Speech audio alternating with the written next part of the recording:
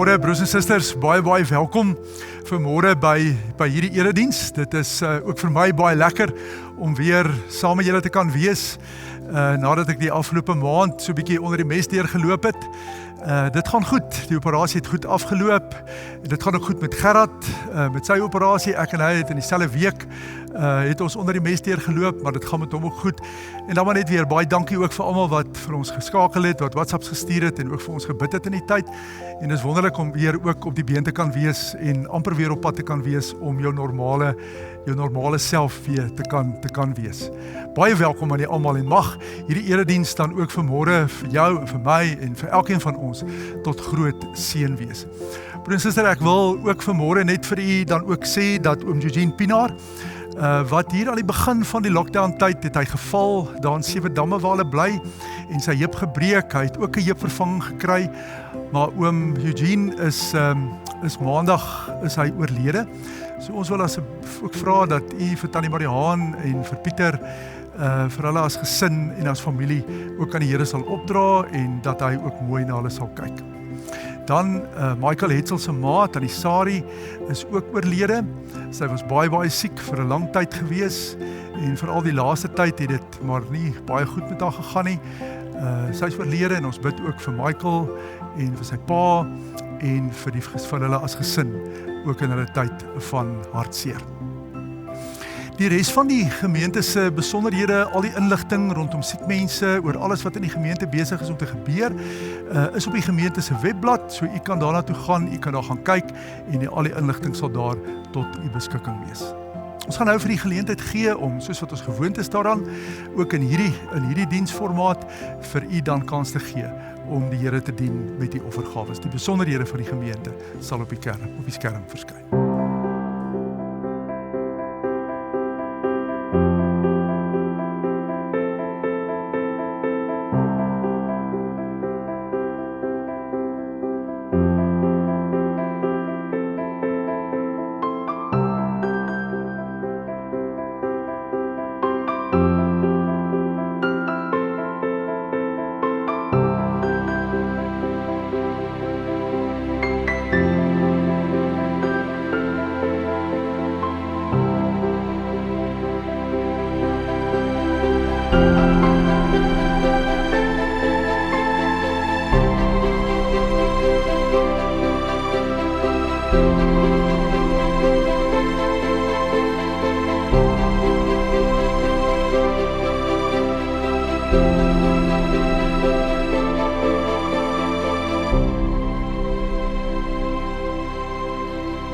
Kom ons bid saam.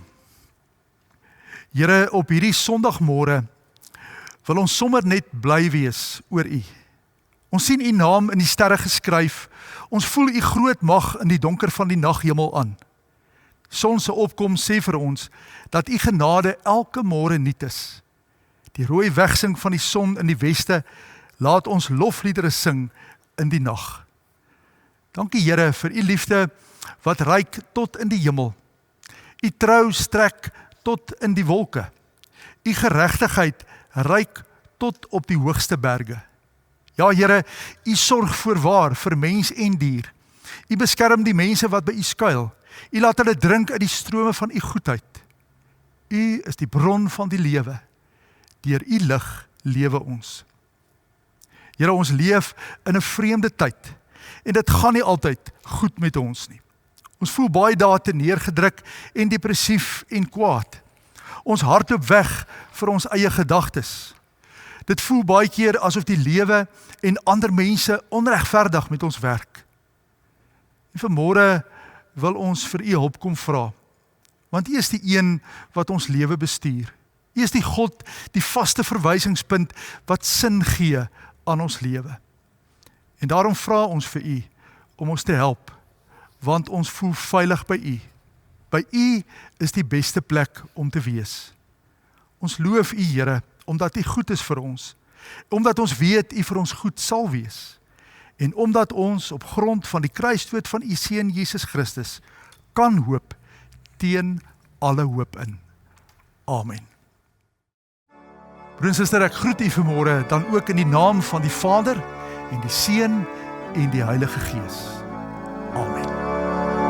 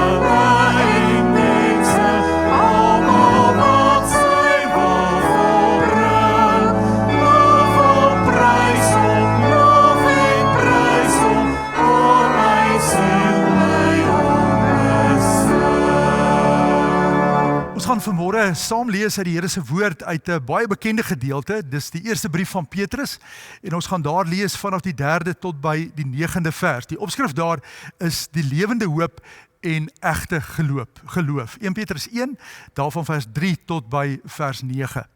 Aan God, die Vader van ons Here Jesus Christus, kom al die lof toe.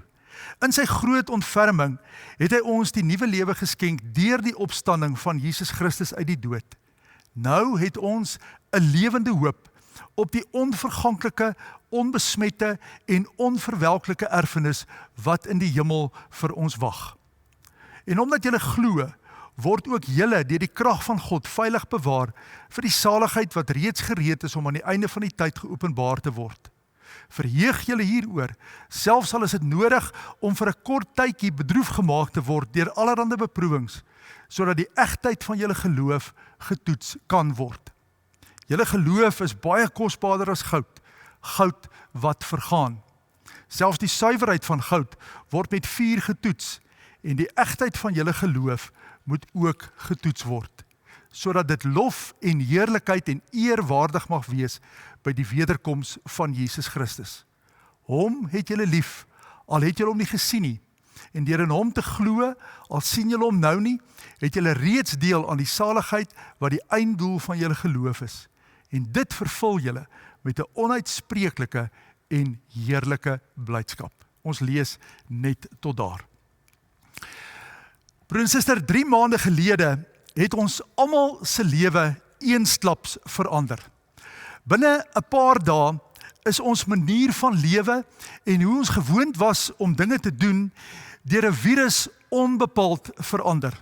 Ons was skielik deel van 'n nuwe normaal, van 'n vreemde nuwe kultuur, van maskers, hande was, fisiese afstand te handhaaf, van binnebly en selfs later van 'n aandklokreël. As jy in die oggend wakker word en nuus luister, is die eerste berig die aantal nuwe gevalle, die aantal sterftes en hoeveel mense vir die virus getoets is. Skielik het hierdie vreemde nuwe virus ons hele lewe geïnfiltreer en ons vrede kom steel. Vrees vir siek word en doodgaan het ons lewe binne gesypel.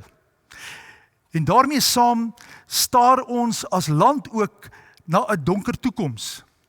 Mense steel miljoene, mense lieg, mense maak mekaar dood. Die dood van Floyd Young in die VSA sit die Black Lives Matter saak weer op die tafel. Hierdie keer met wêreldwye protesaksie, veral in Engeland en dan ook in Australië. In ons eie land vind die een plaasaanval na die ander plaas. Die afgelope week is die taxibedryf weer op hulle agtervoete gewees. Hulle dreig om die land onregeerbaar te maak as die regering nie toegee aan hulle eise nie. En intussen neem die virus hand oor hand toe. Skole wat heropen, sluit weer. Bekendes word positief getoets. Daar is 'n hofgeveg oor rook. En elke dag word gesê hoeveel mense die afgelope 24 uur aan die virus dood is. Jy's bekommerd oor jou eie mense, oor jou kinders, jou kleinkinders, en jy wonder, gaan ons nie dalk ook geraak word nie. Ons hele lewe reflekteer op die oomblik 'n donker prentjie. Ons word gebombardeer met slegte nuus dag vir dag. En in die proses, en dis die gevaar van te leef binne in sulke negatiewe, moeilike, depressiewe omstandighede, in die proses is ons besig om ons hoop te verloor. In hierdie proses word twyfel deel van ons lewe. In hierdie omstandighede leef ons dan baie dae asof Jesus nie opgestaan het nie. Asof hy in die graf gebly het. Hoop leef in alle mense se harte. Sonder hoop sou ons ten gronde gaan. Hoop maak deel uit van ons bestaan. Die sieke hoop dat hy gesond sal word. Die van ons wat finansiëel swaar kry, hoop dat dit môre sal beter gaan. Ja, omtrent almal van ons is negatief oor die huidige landsomstandighede. En ons hoop dat dit môre, oormôre, in die toekoms tog sal beter gaan. Ons hoop op 'n wêreld waar daar vrede en veiligheid en geregtigheid sal wees. 'n Dokter het eenmaal gesê dat die medisyne wat hy die meeste aan sy pasiënte voorskryf, is hoop. Want het hy gesê, hoop gee lewe. Hoop sit weer 'n veerkrag in jou tred. Hoop sit 'n vonkel terug in jou oog. Hoop sit 'n sprankel in jou lewe. Ja, om te kan hoop, verdryf pessimisme uit ons lewe uit. Hoop is dus 'n algemene menslike verskynsel. As ons nie meer die dag kan hoop nie, dan stort ons hele bestaan in duie. Die lewende hoop, waarvan Petrus in 1 Petrus 1 praat, lyk egter anders as die hoop, die gewone menslike hoop, die hoop waarop ek en jy baie keer ons lewe bou, van dag tot dag. Kom ons kyk gou daarna. Lewende hoop, sê Petrus, is nie afhanklik van ons omstandighede nie. Hierdie lewende hoop stort nie in duie as die donker wolk om my, as hy nie 'n goue randjie het nie. Of as môre nie mooier as vandag is nie. Lewende hoop, sê Petrus, is nie afhanklik van die politiek, of van die ekonomie, of van 'n siektetoestand, of van hierdie virus waarmee ons tans gekonfronteer is nie. Lewende hoop, sê Petrus, is ook nie uitgelewer aan ons emosies of sentimente nie. Lewende hoop hang nie af van ons eie nikke en grille nie. Hang nie af van ons verklarings of ons ervarings nie. Die lewende hoop, sê Petrus, is gegrond op iets anders. Die lewende hoop waarvan hy praat, is gegrond op iemand. Petrus sê, deur die opstanding van Jesus Christus uit die dood, ontvang ons 'n lewende hoop. Daarom, ons omstandighede, hier, nou, die toekoms, môre, oormôre, behoort aan die lewende Here.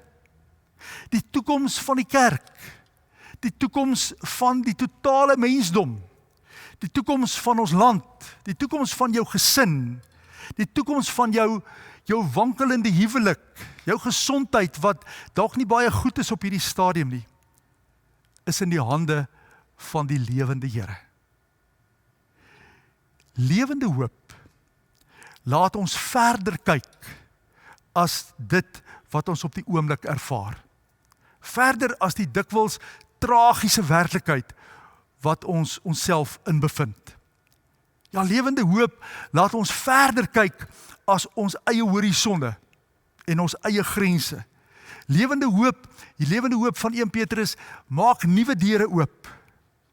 Ja, die lewende hoop laat ons in 'n sekere sin in God se toekoms inkyk.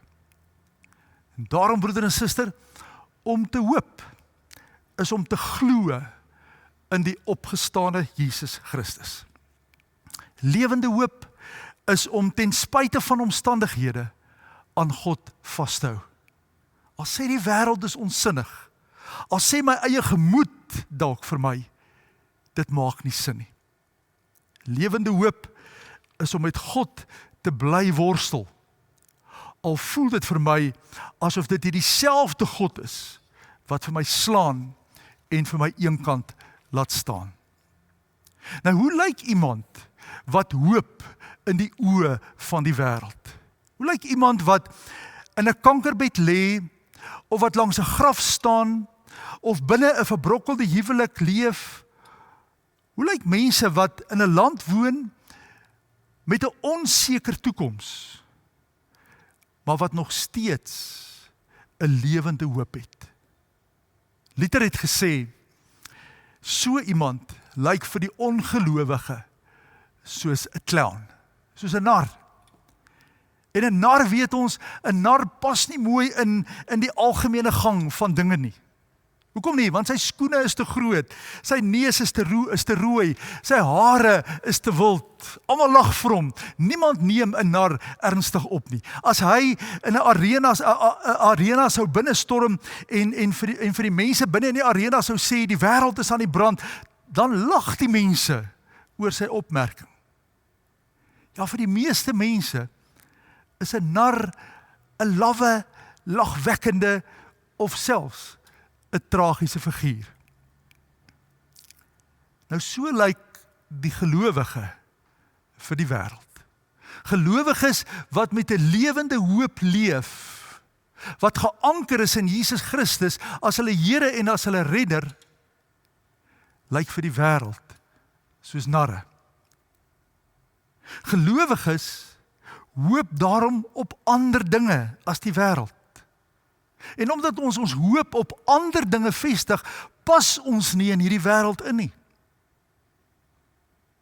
Omdat ons hoop, omdat ons geanker is in Christus, word ons dan baie keer ook nie ernstig opgeneem nie. Ja, gelowiges is ingestel op die golflengte van hoop. Gelowiges sien vooruit na die nuwe aarde en die nuwe hemel. Gelowiges is narre vir God in 'n nare wêreld sonder God.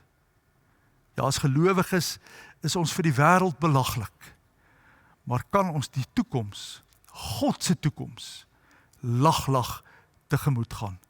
Al is dit baie keer met dorings in ons vlees en kruise op ons rug. Ons leef inderdaad in 'n moeilike tyd, in 'n onseker tyd. En dit kan toegeskryf word aan baie dinge. Dit kan persoonlike krisisse wees wat ons beleef. Dit kan die omstandighede van die virus wees. Dit kan die omstandighede in die land wees wat dreig om hand uit te ruk. En al hierdie goed oefen druk op ons uit. Dit is nie vir almal van ons maklik en aanvaarbaar nie. En dit maak dat vir baie van ons alles donker om ons is. Want ons sien nie 'n uitkoms nie. Ek wil jou herinner aan wat Habakuk gesê het eeue gelede in Habakuk 3 vers 17 tot 19. Hy het daar gesê, al sou die vyeboom nie bot nie, en daar geen druiwe aan die wingerde wees nie. Al sou die olyfoes misluk en die lande geen oes lewer nie. Al sou daar geen kleinvee in die kampe meer wees nie, en die beeskrale sonder beeste wees. Nogtans sal ek in die Here jubel, sal ek juig in God, my redder. Die Here my God gee vir my krag. Hy maak my voete soos die van 'n ribbok. Op hoë plekke laat hy my veilig loop. Dit, my liewe broer en suster, dit is die verpersoonliking van 'n lewende geloof. Om aan God vas te hou, al gaan dit sleg. Om hom te vertrou ten spyte van die onsekerheid. Om soos 'n klein kind gelowig agter hom aan te stap, met jou hand in sy hand, want jy weet, hy weet waarheen hy met jou op pad is. Ek bid dat die Here vir ons regtig sal help, dat hierdie hoop van ons besit sal neem. Dat ons vanuit hierdie hoop sal kan lewe. Dat ons gedagtes op Jesus Christus sal rig. Dat hy die een sal wees waarmee ons dae volmaak, waarmee ons lewe inkleer. En dat ons nie daarom nie sal toelaat dat die onsekerheid, die onbestendigheid, al die sleg van die wêreld daar buite oor ons lewe spoel en ons vrede kom steel nie. Mag die Here vir jou en vir my daarmee help, en mag ons die pad van môre en oormôre, mag dit vir ons 'n geloofspad wees, wat ons stap in die spore van die man van Nasaret, die lewende, opgestane Here Jesus. Amen. Kom ons bid saam. Here, ons leef in 'n wêreld en in omstandighede waar vrees ons dikwels beetpak en waar ons dreig om ons hoop te verloor. Ons word elke dag gekonfronteer met alles wat rondom ons gebeur. Ons is in hierdie tyd intens bewus dat U nie die enigste realiteit in ons wêreld is nie.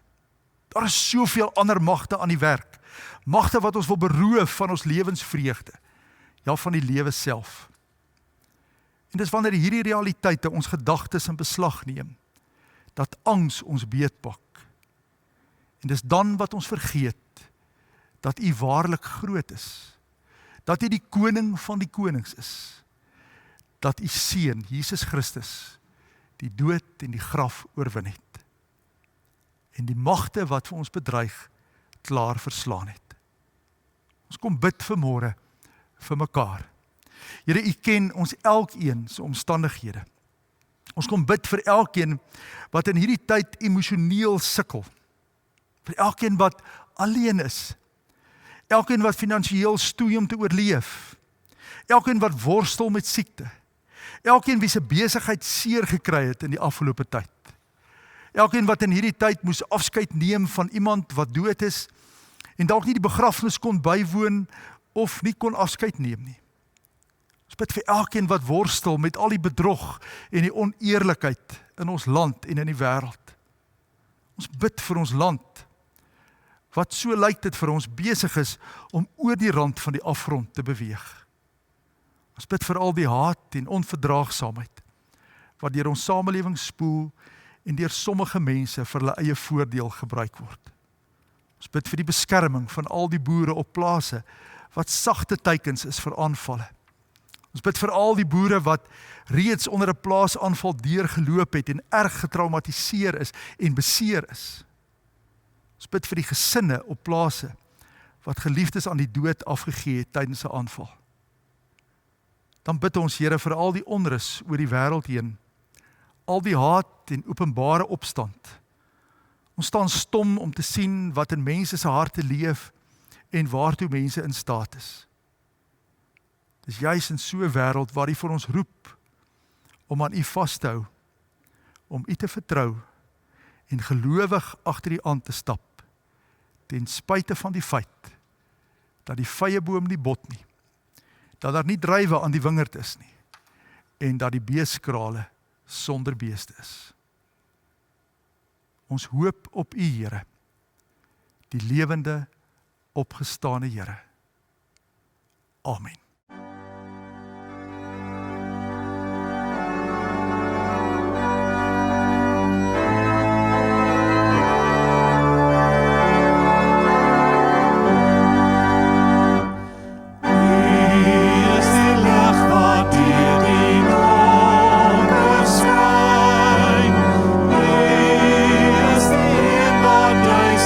Laat verdwyn, sy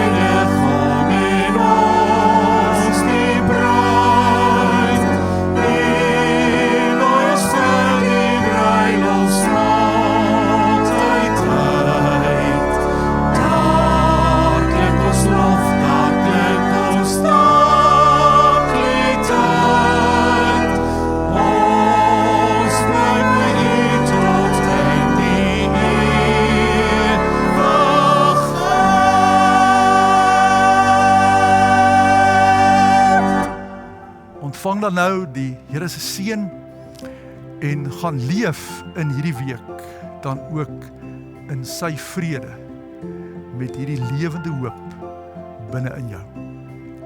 Die genade van ons Here Jesus Christus, die liefde van God ons Vader en die troostvolle gemeenskap van die Heilige Gees sal by ons wees vandag en môre en elke dag van ons lewe.